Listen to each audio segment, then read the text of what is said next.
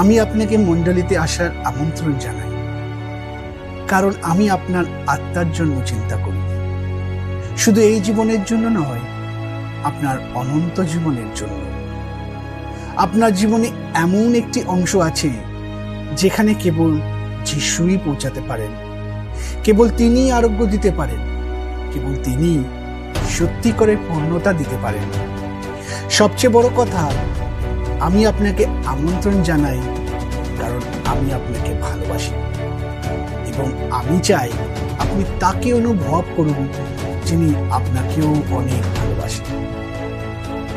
আপনি আসুন বা না আসুন, এটি জানুন যে আপনি অনেক প্রিয়।